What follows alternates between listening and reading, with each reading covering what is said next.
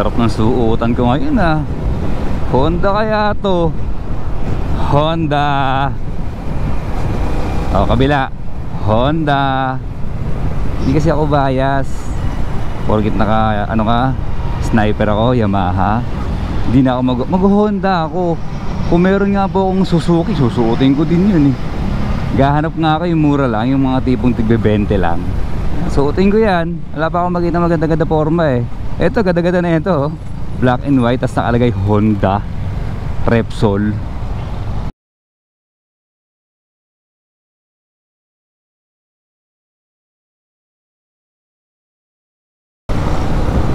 Usok. Meron pa rin talagang mauusok na jeep. Hindi, meron hindi eh. Ito mild pa to eh, kasi gray-gray pa yung nakikita kong usok kanina eh. Yung iba minsan itim na itim eh. Kaya gusto nila i-face out, pero wag na lang. Huwag muna natin i-face out dyan. Jeep yun eh. O angas eh, no? Tignan mo to, walang usok sir oh. Wala no. Pero yung iba, konting parang kada, usok agad. Yung mga jeep po. Kahit yung iba, mga lumalumang kotse, sasakyan. Tapos po sir, NCAP na tayo. NCAP na tayo. Oh, wala na po yan. Hindi na po yan maiiwasan. Hindi na po yan mapapagpaliban pa ulit. Pwede sisimulan na, di ba, sa Monday? Sa Monday, di ba, sa Monday na. Pwede titignan ulit kung ano magiging resulta. Pag yan ho nagtuloy-tuloy na, ay, wag na ho nating asahang mawawala pa yan. Nandyan na ho si NCAP. Di ba kasi pinatigil po yun eh, nung nakaraan. Maraming butas na hindi pa pulido. Eh ngayon, okay na. Ayun na, gawin natin sir. Huli tayo dyan. Huli po tayo dyan. Dadating po sa bahay mo yung ano mo. Tawag nila doon, citation, violation. Dadating doon. Babayaran mo ngayon. Ano yan eh, sayang naman oh, kung malilikom ng gobyerno yung mga halaga ng pagkakamali mo, eh doon lang mapupunta. Ano daw kasi, di ba? Tinuos nila yung suma total ho nung sanang napunta po daw sa gobyerno. Laki. Yung sanang halaga po kung pinapatupad yung batas na yan. Napakalaking halaga nung nakita ko. Oo. At saka ano ba yun? Pinanghinayangan? Yung ganong kalaking halaga na sana daw eh pondo galing sa mga violators na sana nakapagbayad ho doon sa kanilang mga huli. Doon sa video, nung ni-review nila yung video, marami daw silang nakitang pagkakamali ng bawat driver. Singit. Yun, papatupad yan sa EDSA, di ba sir? NCAP sa EDSA, sa C5, sa Commonwealth, sa Rojas Boulevard. Diyan ho yan. Effective na ho sa Monday yan. Mag-iingat ho tayo mga bossing. Naalala ko yung mga panahon na araw-araw po akong gumagamit ng EDSA. Tapos sabi ko na lang nun eh, may pag-asa pa ba to? Ganun na lang.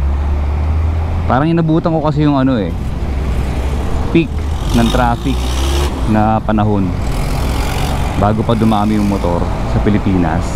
Opo, kasi first time kong nakarinig ng balita ng mga taon na yon dati na dumoble po ang total ng mga motorsiklo sa kalsada. Napakalaki ho ng sales ng mga motorsiklo, dumoble, mga ganyan-ganyan. Sabi ko, ay dami na talaga yung motor. Sabi ko nga, mga panahon po na yon. Yan nga po, nung gumagamit ako ng EDSA dati sa araw-araw ho, na suliranin ng buhay ko, wala ka nang magagawa eh. Tatanggapin mo, di ba? Ganun nga dapat, may pagtanggap sa puso na ito na to, ito, this is EDSA. Traffic papasok, traffic pa uwi, hindi ho ganun. Traffic ho whole day. Aagahan mo talaga ang biyahe mo sir. Naisip ko nga eh, ano yun? Ano po yung re-rehabilitate? After nyan ano na, gagaan na ba ang daloy? Hindi naman eh.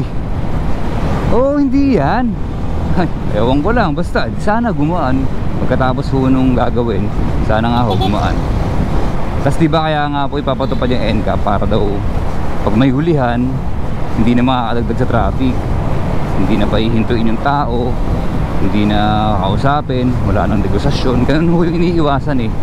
Yun ba talaga hindi iwasan? Kasi palaging yun po yung naririnig ko sa interview.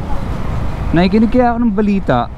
Sabi ko yun talaga, para hindi na magkakaroon ng ano, obstruction sa hulihan, kaya NCAP na. Bahala na. Kung ganun talaga bahala kayo dyan. Alam ko na. Alam na natin itong mga Pilipino. Para ho magtanda. Para ho magkaroon tayo ng disiplina daw. Pero ano pa rin hindi naman. Magkano ba? Ang alam ko, multang hindi bababa ng 1,000 yan. Hanggang 1,000. Yung mga magiging violation mo sa NCAP o sa kalsada. Ayan, pag nakakita ka nila dyan, ako po, yung mga alituntunin na nilabag mo sa kalsada, uhulihin ka ng CCTV, ay ng camera. Tapos yan na nga, babayad ka ngayon. Matadala ka ba, sir?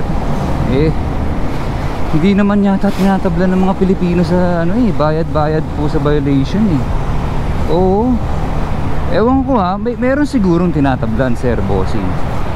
Pero marami pa rin hindi tinatablan. Oo.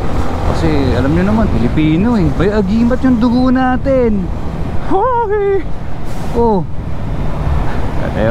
Ano kaya? Paano kaya kung wala na pong singilan? Pag nag-violate ka, kumpis ang lisensya mo. Kumpis agad. Walang amount. Pagdusahan mo ng 3 buwan, kuha agad lisensya mo, walang paliwanagan. Ang sakit, no? Mawalan ng trabaho yung iba. Mawalan ng trabaho yung iba. Wag naman. Grabe naman yung isip ko. Sige, 1 buwan wala ka lisensya. Magtanda ka kasi mali ka nagkamali ka sinadya mo man hindi nagkamali ka talaga. Kulang ka sa aral, parang ganun. Kaya ka nagkamali, sir. Aralin mo pa ngayon yung mga patakaran ho sa kalsada para hindi ka na mahuhuli sa susunod niyan. Ikaw ba naman 1 buwan kang walang lisensya pero walang perang lalabas, bibigay lang sa'yo ulit yun after na 1 buwan. Ubra kaya yun, bossing? Pero hindi ko alam. Ano naiisip ko na ito noong nakaraan Tapos ano pa pala, bossing? Nako po, maluwag maluwag ang empire. Sukat empire. Ito, tutuloy ko po, bossing. Siguradong maraming mapapadala nito citation tawag doon, di ba? Nakikinig ako ng balita basta yun yung huli mo, papadala sa bahay mo, sir. Tapos hindi naman ikaw yung violator, pero sa'yo nakapangalan wala na, sa'yo talaga yun. Ikaw magbabayad nun. Singilin mo yung nagdala, kausapin mo siya. Ganun na talaga mangyayari. Tapos ano pa ba? Eto pa marami magko-contest, di ba? Dispute, magreklamo. Ang reklamo dun sa opisina, di ba, ng LTO. Dapat mabilis po dun. Para maganda, mabilis din dapat ang action dun. Pagka file mo ng dispute, pagka contest mo, di ba ganon? Doon ka mag-contest sa LTO. Mag-dispute ka, file ka ng dispute mo. Okay lang yun di ba? Tingin ko ayos lang yun basta mabilis po yung proseso. Binigyan ka ng schedule, pagpunta mo ron, uupuan nyo, titignan nyo yung nangyari, review nyo sa camera. Di ba? Pag pwedeng i-consider or hindi naman talaga sinasadya kung bakit nahuli ng camera, ibabaho yung penalty. Yung pagkakumpis sa lisensya mo, 1 linggo na lang. Kasi napatunayan mo na kaya ka lang naman nagkamali, ganto ganyan pero nagkamali ka pa rin. Tapos nakita lang doon sa investigasyon sa camera. Pwede sana ganun kabilis. Kasi yung mga pipila na magreklamo nga sa LTO niyan, kadami yan. Maliban na lang doon sa mga willing talagang labas ng pera pag pinadalan sila ng violation nila sa bahay nila. Pero marami yung magreklamo dito. Makikita natin resulta na ito katagalan, mga bossing. Ngayon sa umpisa hindi pa, puro pa tayo complain nito, reklamo pero andyan na nga yan hindi na tayo makapagreklamo dyan, sir. Steady ka na lang dyan sa lane mo. Sobrang dami po kasi magiging reaction dito mga bossing. Hati alam naman natin kung sino yung mga papabor dyan. Meron talaga mga pabor dyan, syempre naman. Mga pabor, mga hindi pabor, meron dyan. Hindi lang din naman daw sa motorsiklo ipinapatupad yung patas na yan sa pangkalahatan. Okay rin kaya yung ganito, mga bossing, na meron ka pong camera sa helmet mo. Dati may nakasabay ako tinatanong ko nga sir, saan mo po yan ina-upload? Sabi niya, hindi, lang, security purposes lang. Yun, marami naman ngayon murang-murang na camera, lagay mo na sa helmet mo.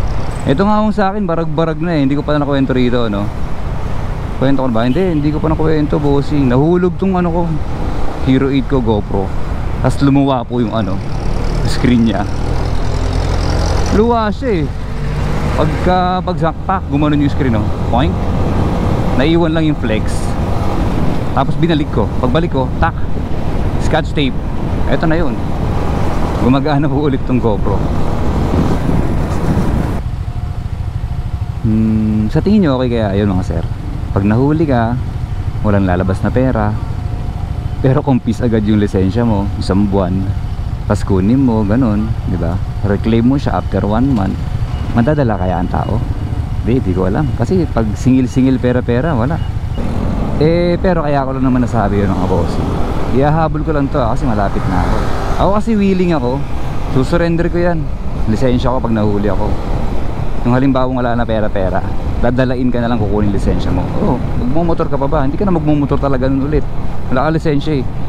Tapos ano yun? Commute ako, papasok. Pero pag yung mga kabuhayan nila, mainly sa motorcycle, mawawalan silang trabaho. Hindi sila makapagmotor eh. Pag nagpaliwanag sa LTO, baka makonsider nila, marami po akong binubuhay eh. Pwede hong pagbigyan ninyo ako. Kasi ho, ang anak ko ho, 10. Tapos binubuhay ko pa ho yung mga kapatid ko. Huwag nyo na ho sana akong hulihin sir, balik nyo na. Ayun, baka naman, baka maawa po sa'yo sir. Ano na lang, 3 days na lang nilang kukumbisin yung lisensya mo. Sobrang bilis naman kung 3 days na. Hindi, dadalain ka lang. Mga 2 weeks siguro wala ka lisensya. Tapos susuportahan ka muna ng gobyerno. Kasi wala kang trabaho dahil sa kasalanan mo. Galing eh na. Ewan ko, hindi pwede yun. Nabanggit ko lang kasi ako willing ako. Sa'yo na lisensya ko, nagkamali ako eh. Madadala talaga ako noon sir, diba? Total eh, hoy, Pinoy ako. May agimat ang dugo mo, hindi ka tatablan ng bayad-bayad sir eh. O basta yan po, mag-iingat po tayo mga bossing sa NCAP. Final na yan, isinapinal na po yan, mangyayari na po yan. Marami hong mahuhuli sa Lunes. O paano, hanggang dito na lang muna. Salamat. White flower yan? Pengi. Ito magaling. Ayan. Gusto ko nyan eh. Bili ako nyan bukas. Hindi, mas maganda yung angle nyan dito eh.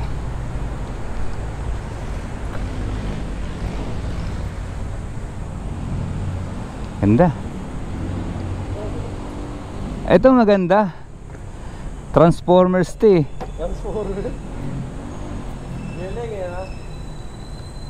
Scrambler.